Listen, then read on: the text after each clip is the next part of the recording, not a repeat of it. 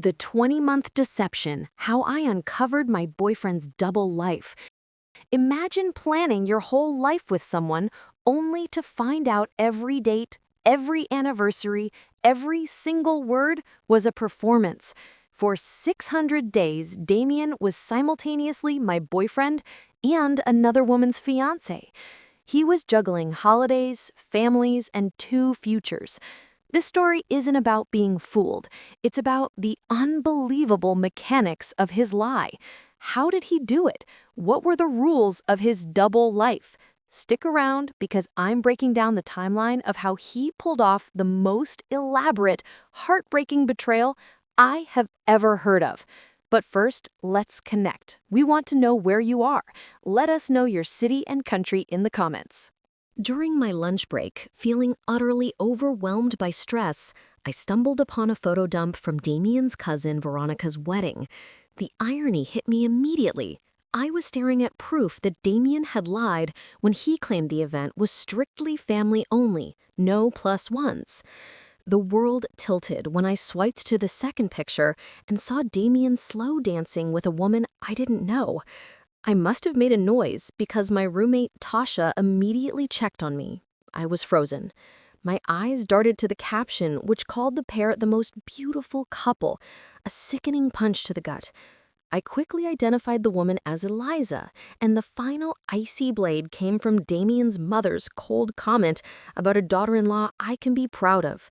I started trembling with rage, forcing Tasha to physically take the phone away, which triggered the recalled memory of Damian's earlier text and selfie lying about missing me while he was still there. Using the rest of my break, I went full FBI mode on Eliza's public Facebook profile. I soon saw the first clear evidence, a date photo showing Damian's distinctive watch. Then came the devastating revelation. Eliza's post marked their year-and-a-half anniversary on my birthday, the day Damian had claimed he had food poisoning. A vacation post further confirmed that his claimed Montana work trip was a lie. I remember the initial shock and the early blurry planning stages. I knew I couldn't confront him yet. Damian arrived at my apartment that evening looking tired but happy and smelling strongly of cologne. He even showed me wedding photos that were carefully cropped to hide Eliza. I played along, questioning him about the dancing and dinner, while listening to how smoothly he lied right to my face. He stayed over that night. I'm not going to go into details, but it was rough pretending everything was fine when all I could think about was him touching her the same way he was touching me. When he fell asleep, I went into the bathroom and just sat on the floor for like an hour, trying not to cry and wake him up. The next morning was Wednesday.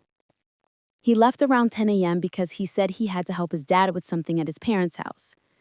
The second he left, I pulled out my laptop and started going through everything again. I took screenshots of every single one of Eliza's posts that showed evidence of them together. Thursday, I barely slept. I kept going through scenarios in my head. Do I confront him? Do I message Eliza? Do I blast him publicly? Do I just ghost him? My mom called to check in like she does every Thursday, and I couldn't even tell her what was happening because she loves Damian. She'd be devastated.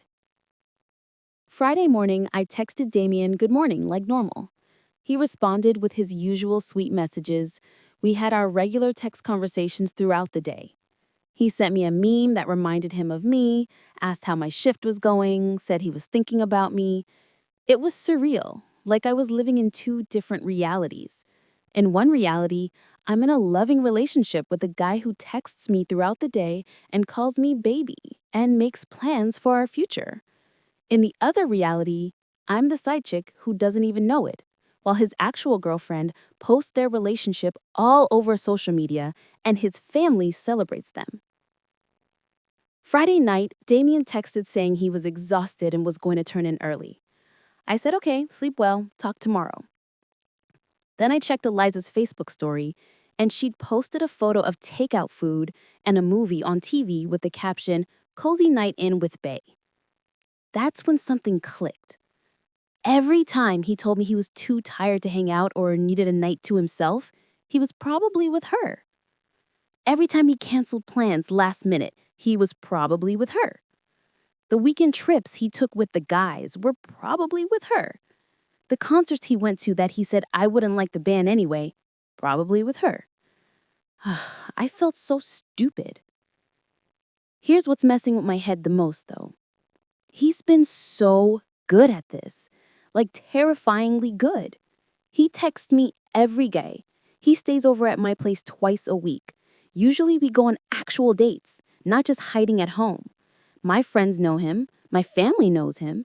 We've talked about moving in together next year. He's met my parents multiple times. How do you maintain two completely separate relationships like that? How do you remember which lies you told to which person? The mental gymnastics must be exhausting. Saturday night, Damian called me to FaceTime. He was in his apartment, in bed, talking about his day. He seemed so genuine, so sweet. He asked about my day, made me laugh with some story about work, told me he loved me before we hung up.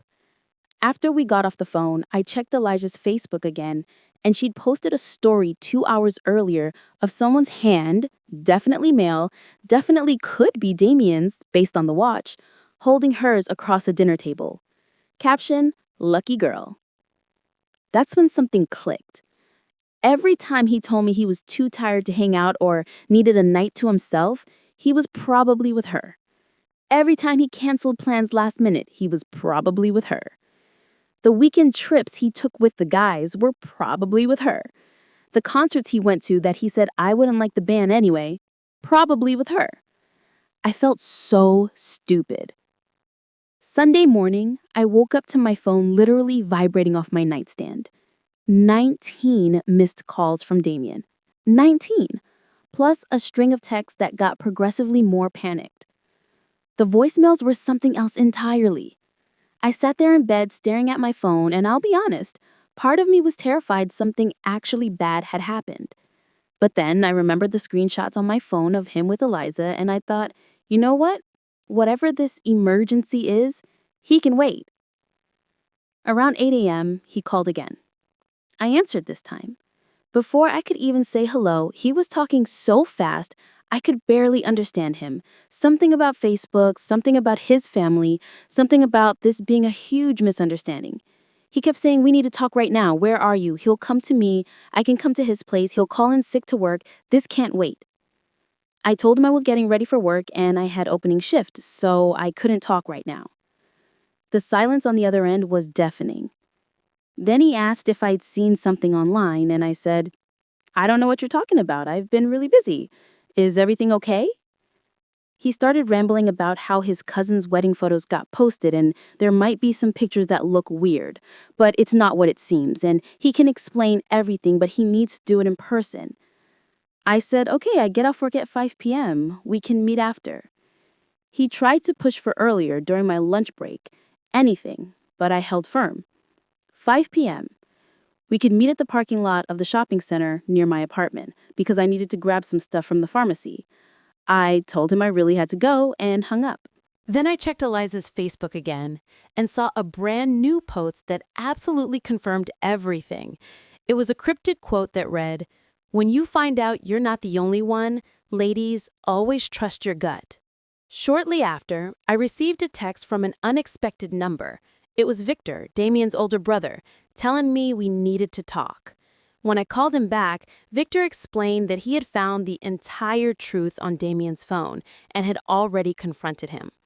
Victor then relayed Damian's self-serving confession. He had supposedly started dating me after Eliza, but couldn't end things with her because of their close family ties, insisting he loved me more but was trapped. To make matters worse, Victor revealed that Damian had recently borrowed a significant amount of money from him for a fake professional work course, but had actually used it to pay for a luxury trip with Eliza. When I finally met Damian at 5 p.m. in the parking lot, I immediately held up my hand and stepped back, rejecting his clumsy attempt to hug me. He launched into his predictable word vomit, rambling about how much stress he'd been under, how he'd made mistakes, and how genuinely he loved me.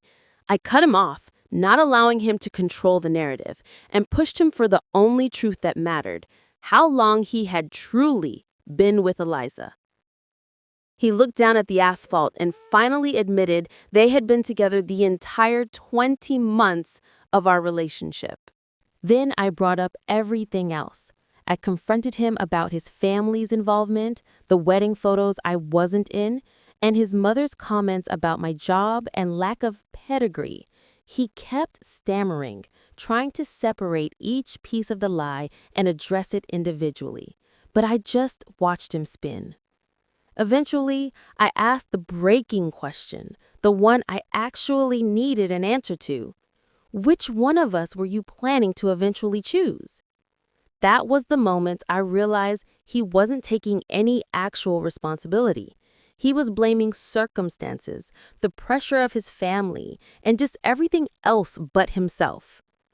I immediately ended the conversation, demanding space and time to think, and told him not to call or text me.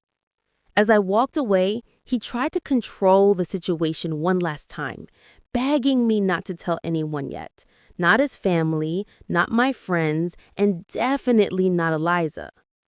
The next morning, Monday, he was already texting me despite the clear boundaries I had set. As I stared at his message, my phone rang again, this time with an unknown number. I answered it, and it was his mother, Laura. She immediately suggested we meet for lunch on Tuesday to talk about her son's behavior, saying she wanted to apologize for his actions. I quickly agreed, seeing it as a strategic chance to finally get some direct answers. On Tuesday morning, I was an absolute mess trying to get ready for that lunch.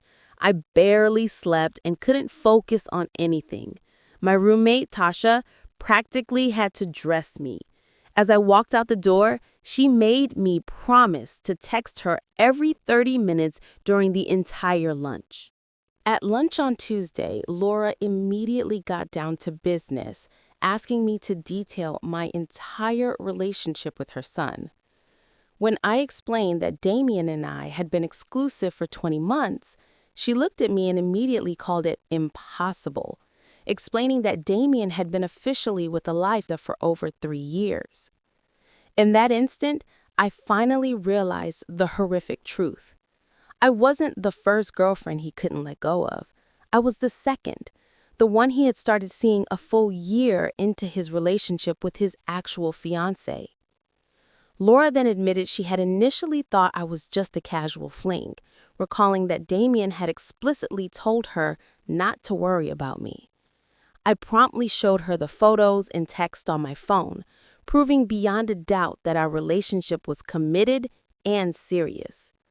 Laura then launched into an explanation of Eliza's prominent family and their intertwined social circles, clarifying why they were all pushing the match so hard.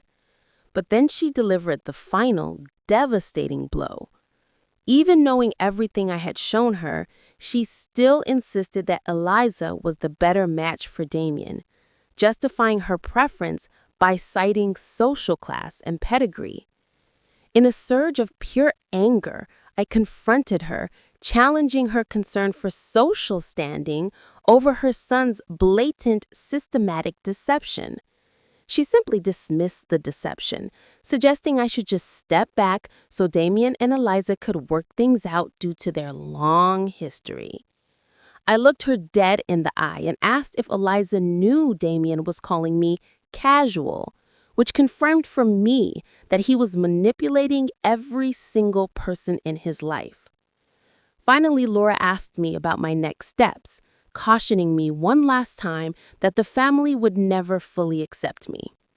With that, she paid the bill, walked away, and called Damian a good boy who just got overwhelmed. As soon as she was gone, I called Tasha, who was absolutely livid, but agreed to respect my need to meet Damian one last time. I quickly texted Damian to meet in an hour at the community garden, a public place near our apartments. When he showed up, his face was white, and I immediately began to tell him every detail his mother had revealed at lunch. Then I asked him point blank why he told his own mother I was just casual, while simultaneously telling me he loved me. He didn't answer my question about why he called me casual. Instead, Damian broke down crying, claiming he was living in constant anxiety and was too deep with Eliza's family. I asked him the most painful question of all, why he had brought Eliza to the wedding and been so publicly affectionate with her, knowing I might see those photos. His whole manipulation was insane. He was still trying to sound like a victim of circumstances. He then confirmed that he had spoken to Eliza and that she had been completely blindsided, had been looking at rings, and had screamed at him for over an hour.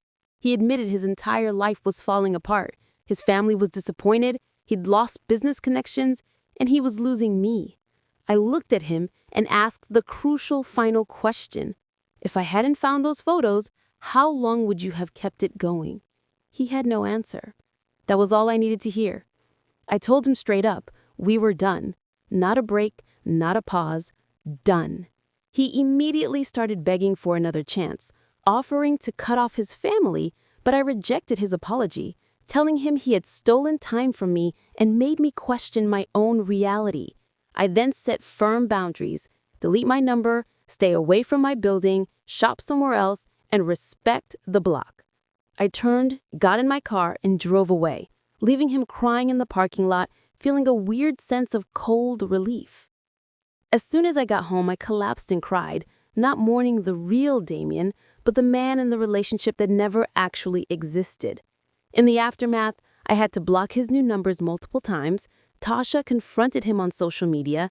Victor sent me a genuine apology, and I never had any contact with Eliza again. Eventually, I told my mother everything, and she was immediately supportive, though my father suggested I go back and confront him again. I declined. The final message I took from this entire experience is simple. Love doesn't hide. Love doesn't compartmentalize. Love doesn't require you to be a secret.